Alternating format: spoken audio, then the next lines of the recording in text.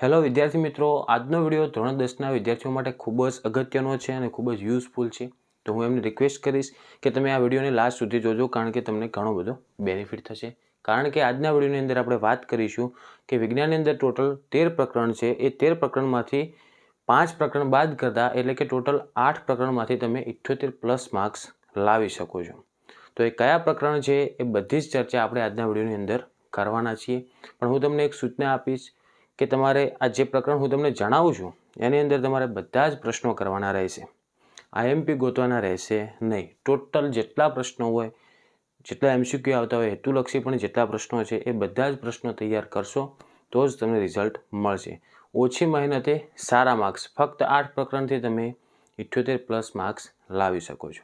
Okay, ચેનલની અંદર જો પહેલી વાર આવ્યો તો ચેનલને તરત જ સબસ્ક્રાઈબ કરજો, બેલ આઇકન પણ દબાવજો, જેથી આવા યુઝફુલ વિડીયો તમને સૌથી પહેલાં મળતા રહે. ધોરણ 10ના તમારા જેટલા પણ મિત્રો હોય એમના સુધી પણ આ વિડીયોને જરૂરથી શેર કરજો. તો હવે આપણે વાત કરીશું કે કયા 8 પ્રકરણ કરવાથી આપણે 78+ માર્ક્સ લાવી શકીએ. તો જુઓ, જનરલ વિકલ્પ સાથે જોઈએ તો ટોટલ 81 ગુણના આ 8 પ્રકરણ થાય છે. પણ આપણે જો એટલીસ્ટ 78+ માર્ક્સ તો લાવી શકીએ જો સારી મહેનત કરીએ મેથડ વાઇઝ, તો આવી જાય આરામથી. તો પહેલું જ પ્રકરણ આપણે એના માટે જોઈશું એસિડ, બેઝ અને ક્ષાર.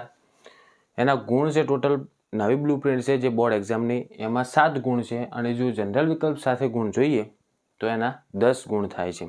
હવે જનરલ વિકલ્પ સાથેનો મતલબ શું? તમને માની લો કે 7 પ્રશ્ન આપેલા હોય કે 9 પ્રશ્ન આપેલા હોય અને તમને ડાયરેક્ટ એવું જ કહેવામાં આવશે એના અંદરથી કે કોઈ પણ 6 પ્રશ્ન લખો, અથવામાં પ્રશ્ન આવશે નહીં. તમને એકના એક પ્રકરણના 2 પ્રશ્ન આપેલો હોય અને જો બંને પ્રશ્નો તમને આવડતા હોય તો તમે લખી શકો એ બંને પ્રશ્નો. તો આપણે જોઈશું જે વધારે માર્ક્સવાળા પ્રકરણ છે એ પહેલાં કરીશું. મતલબ કે આ 8 પ્રકરણથી તમે 78+ માર્ક્સ આરામથી લાવી શકો છો. હવે બીજા નંબરનું પ્રકરણ આવશે આપણે ધાતુઓ અને અધાતુઓ. એના ગુણ થાય 7 અને જનરલ વિકલ્પ સાથે આપણે ગુણ જોઈએ તો એ 10 ગુણનું પ્રકરણ છે. ત્રીજા નંબરમાં પ્રકરણ આવશે આપણે જૈવિક ક્રિયાઓ. એના બોર્ડ એક્ઝામમાં જે ગુણ છે જનરલ વિકલ્પ વિના એ કેટલા છે? 8 ગુણ. અને જનરલ વિકલ્પ સાથે જોઈએ તો એના ગુણ કેટલા થાય? 14 ગુણ. તો સૌથી હાઈએસ્ટ ગુણ જૈવિક ક્રિયાઓના છે. તો આ પ્રકરણ તમારે ખૂબ જ સારી રીતે તૈયાર કરવાનું રહેશે. ઓકે, એના પછી જોઈએ આપણે નેક્સ્ટ કે સજીવો કેવી રીતે પ્રજનન કરે છે. એના ગુણ કેટલા છે? 6. અને જનરલ વિકલ્પ સાથેના ગુણ જોઈએ તો 10 ગુણ થાય છે. પછી નેક્સ્ટ આપણે આવશે પ્રકરણ માનવ આંખ અને રંગબેરંગી દુનિયા. એના ગુણ કેટલા થાય? 5. અને જનરલ વિકલ્પ સાથેના ગુણ થાય છે 9 ગુણ. ઓકે, નેક્સ્ટ આપણે વિદ્યુત પાઠ આવશે. વિદ્યુત પાઠની ગુણ પણ 8 છે અને જનરલ વિકલ્પ સાથેના ગુણ કેટલા થાય છે? 10 ગુણ થાય છે. અને વિદ્યુત પાઠની અંદર જુઓ, થિયરી પણ કરવાની રહેશે. દાખલા જે ઉદાહરણના સ્વાધ્યાયના આલેલા હશે બધા જ દાખલા તમારે કરવા પડશે. પછી નેક્સ્ટ આવશે આપણું પર્યાવરણ. એના 6 ગુણ છે અને જનરલ વિકલ્પ સાથે 10 ગુણ થાય છે. અને લાસ્ટ પ્રકરણ આવશે આપણે પ્રકાશ, પરાવર્તન અને વક્રીભવન. બંનેમાં એના 8 ગુણ થાય છે. ઓકે, તો જુઓ, આમ જોઈએ તો આ 55 ગુણનું થાય. આપણે જનરલ વિકલ્પ વિના 55 ગુણનું થાય ટોટલ 8 પ્રકરણ. અને જો જનરલ વિકલ્પ સાથે ગુણ જોઈએ તો આ ટોટલ 81 ગુણના થાય છે. તો આપણે ટોટલ 81 માર્ક્સ, તો 80 માર્ક્સનું પેપર આવશે. તો એટલીસ્ટ તમારે 78+ માર્ક્સ તો આરામથી આવી જાય. ખ્યાલ આવ્યો?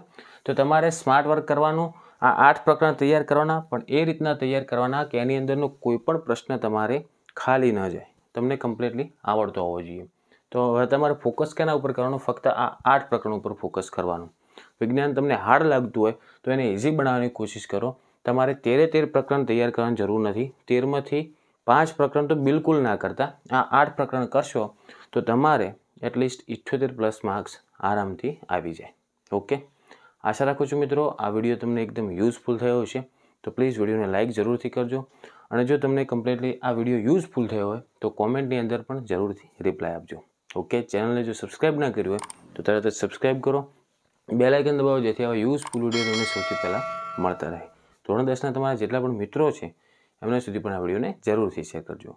હવે આવી જ રીતના જો તમારે બેઝિક ગણિતમાં પૂરા માર્ક્સ લાવવા હોય કે સ્ટાન્ડર્ડ ગણિતમાં પૂરા માર્ક્સ લાવવા હોય તો કોમેન્ટની અંદર જરૂરથી જણાવજો.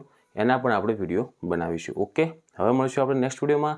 Thank you so much for watching my videos. Thank you so much.